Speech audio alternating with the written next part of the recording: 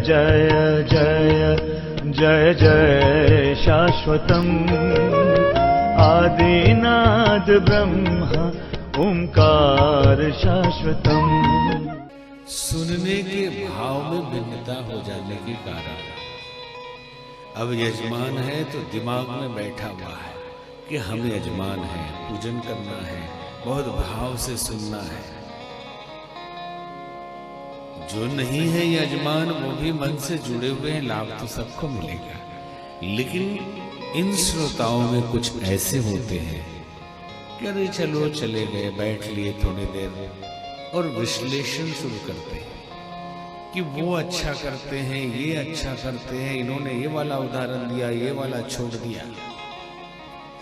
भगवान की कथा है और समस्या आजकल क्या हो गई है कि फलाने बापू की कथा चल रही है, किसी बापू की कथा नहीं होती। वो कथा बोलते हैं लेकिन कथा तो भगवान की होती है। उनकी कथा चल रही है, किनकी कथा चल रही है? ये सब प्रभु की कथा चल रही है। कौन सुना रहा है ये महत्वपूर्ण तो है, लेकिन क्या सुना रहा है ये अति महत्वपूर्ण है। बालक भी सुखदेव जी बालक ही तो है, कोई अधिक उम्र थोड़ी। सूत जी भी बालक ही तो है जो सौनकादि ऋषियों को ये कथा सुना रहे हैं। बालक भी यदि कथा सुनाए तो कथा तो भगवान की है ना। मधुर वचन तब बोले कागा, कौवे ने मधुर वाणी में बोला। कौवा कितना भी मधुर बोलेगा तो काऊ काऊ करेगा, लेकिन काव भूसुंडी ने गरुड़ जी को ये सुनाया कथा, राम कथा सुनाई थी। तो भगवत कथा हो, भागवत कथा हो, ईश्वर के बारे में हो, उनके लीलाओं का गुणगान हो, तो कोई तोतली वाणी वाला भी सुनाए, बालक भी सुनाए, यहाँ तक कि कौवा जैसा पक्षी सुनाए तो अमृत ही है। तो भाव से आप सुने तो प्रभाव होगा, स्वभाव में भक्ति आएगी, अन्यथा दुर्भाव के सिवा कुछ नहीं बचने वाला। कहते हैं सतयुग में व्यक्ति की उम्र 1,00,000 वर्ष की होती थी। सुखदेव मुनि परीक्षित जी को ये कथा सुना रहे हैं और वो उम्र घटते घटते द्वापर त्रेता बचते बचते कलयुग में 100 साल की हो गई।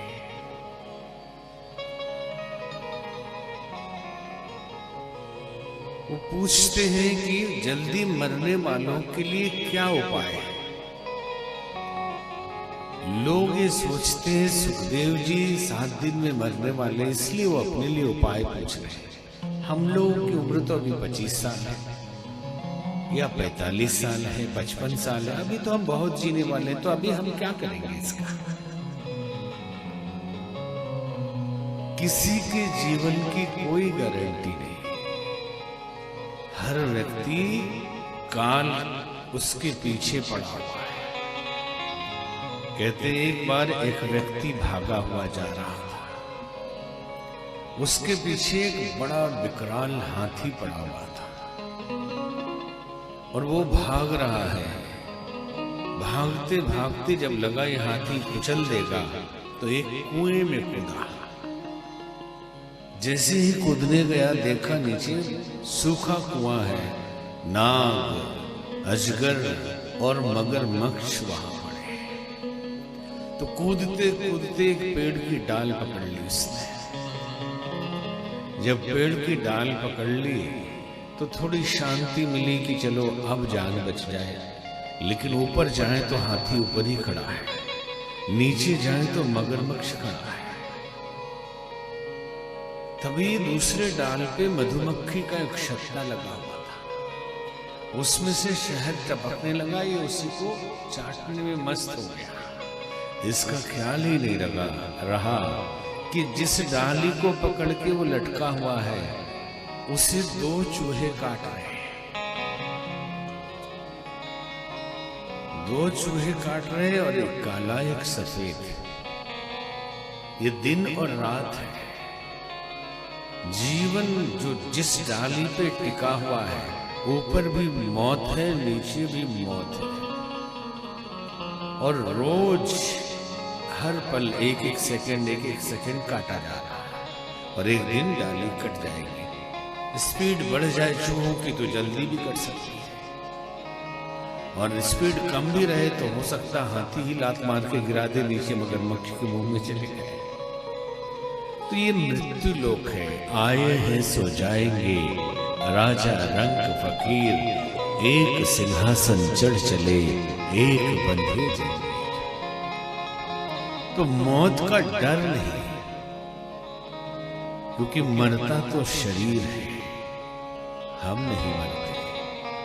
दुख हमें तब होता है जब हम शरीर में आसक्त हो जाते हैं, शरीर को ही अपना स्वरूप मानने लगते हैं कि यही हम हैं।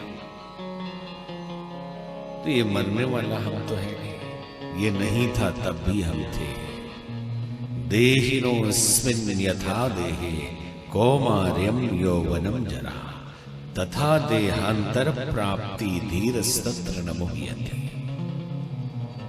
बचपन, जवानी, बुढ़ापा जैसे आता है, ऐसे अलग अलग जन्म लेते रहते हैं, लेकिन हम तो स्थिर ही रहते हैं। तो डराने के लिए नहीं कहा जा रहा, क्योंकि आत्मा को क्या डराएंगे। समझने के लिए कहा जा रहा है कि राजा परीक्षित हर व्यक्ति है, हर आदमी का जीवन बहुत छोटा है।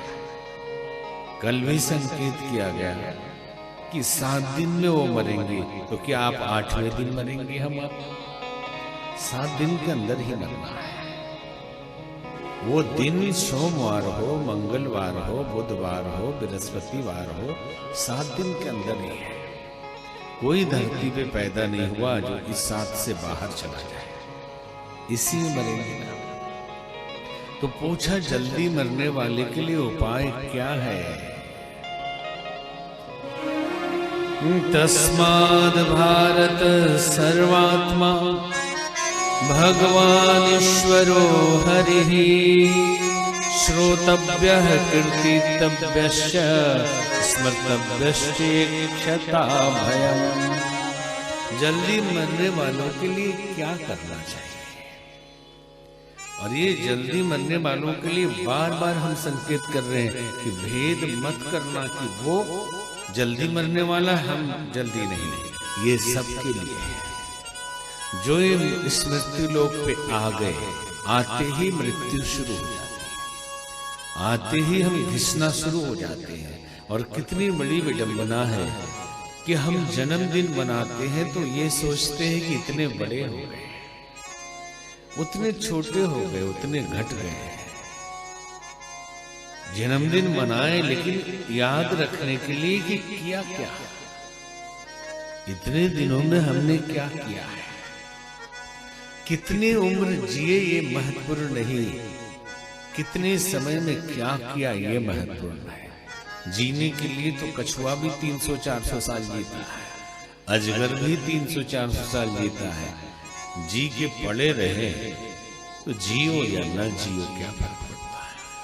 पूछा जल्दी मरने वालों के लिए क्या करना चाहिए? तो कहा श्वास श्वास में भगवान का सुमिरन करो, पता नहीं किस पल सांस निकल जाए।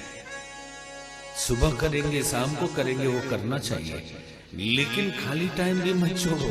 जैसे ही मौका लगे श्वास श्वास पर कृष्ण भजी, वृथा श्वास जनी खोए। ना जाने या श्वास की आवन हो न होए, पता नहीं दोबारा ये सांस आया या नहीं। तो कर से कर्म करहु विधि नाना, मन राखूं जहां कृपा निधाना। काम हाथ से करिए और मन में भगवान को रखिए। बोले बहुत व्यस्त है, बहुत दिमागी काम हो तो बात अलग है, लेकिन हाँ, मेहनत का काम है, हाथ से करने वाला है, तो मन में भगवान का सुमिरन तो कर ही सकते हैं। तो कहते हैं कि बड़ा मुश्किल है, मन में कैसे करें।